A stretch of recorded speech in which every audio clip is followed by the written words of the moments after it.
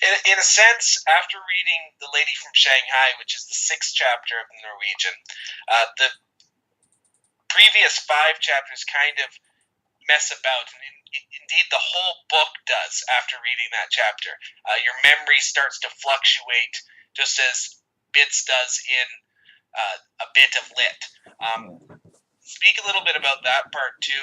I told you off camera that I thought this was probably the most cohesive work of art I've said. I meant that in kind of a negative capability sense, in that there are chapters before that seem completely disjointed, such as with Bits flashbacks or flash forwards in beginning chapters, but they make sense after you've read the entirety of the book, and it means far more, and you get way more out of it in your own memory. Yeah.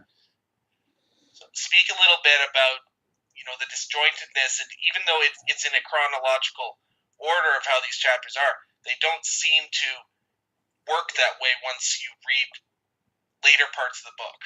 Well, I think I said before that most of my poetry, most of my writing, in a sense, the biggest theme or the biggest thing that can be detected in it is the idea of memory. I don't know why that is. I mean, it's certainly something that I've thought about.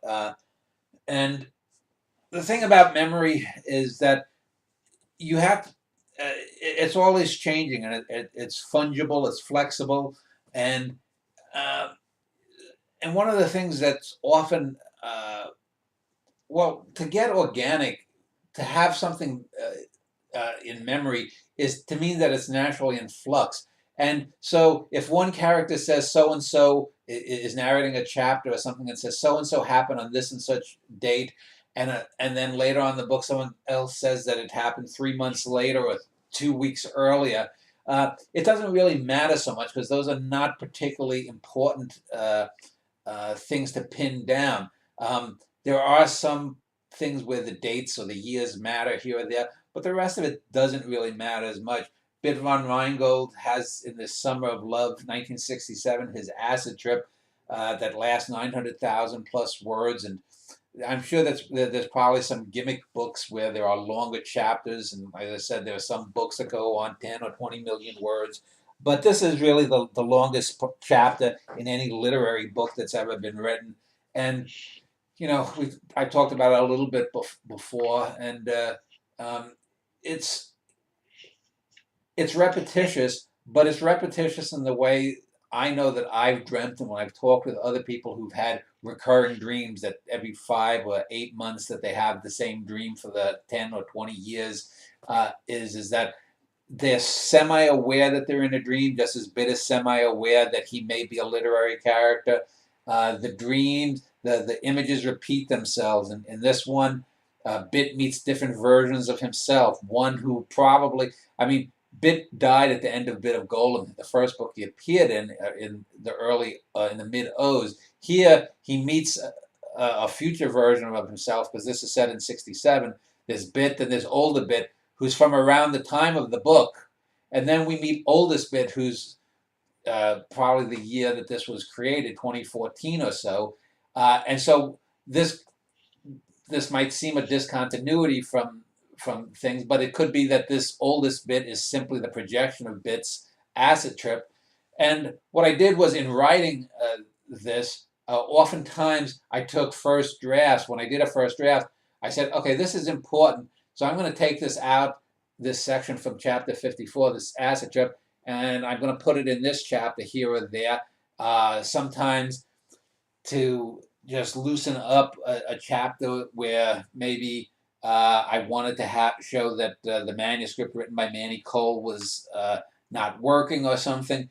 And then I would refine and go on and redo that segment I had just copied, so that you get something different. Other times I would go in specifically and slightly alter the scene of, for example, probably at least 20 or 25 times the actor Dennis Hopper comes out of his apartment, pisses over a railing, and then falls down down this however many 8,800 floors. The building, that apartment building, has something like 8,800 floors or whatever. I gave it 6,800. and he goes falling and then bounces back up, and so you try to do these things that recapitulate these things, and in a sense, I said that you could sort of read this segment every time you got to when Hopper falls over. You could sort of just breeze through that to the next section. But if you do that, you get one experience. If you reread it, and if you were to go back and just compare the segments against each other, they're all slightly different. In one, Hopper may go to the left, and the other he may go to the right. He may say one thing to Bit in one of those things. In another one, he says something to Clifford Odets, or whoever's with him at the time.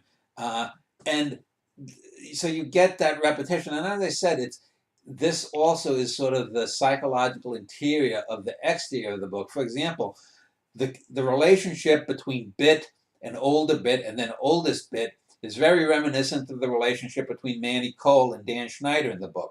There's a constant battle of wills between the selves, since Manny is obviously a part of me, and the Dan Schneider of the book is also a projection of me. So too does Bit von Reingold have three of himself. He's got Bit, older Bit, and oldest Bit, just like there's the real Dan Schneider, the fictional Dan Schneider in the book, and Manny Cole himself. So there's that. There's plus there's the battle against the overmind. Bit is taking over the diegetic of the book.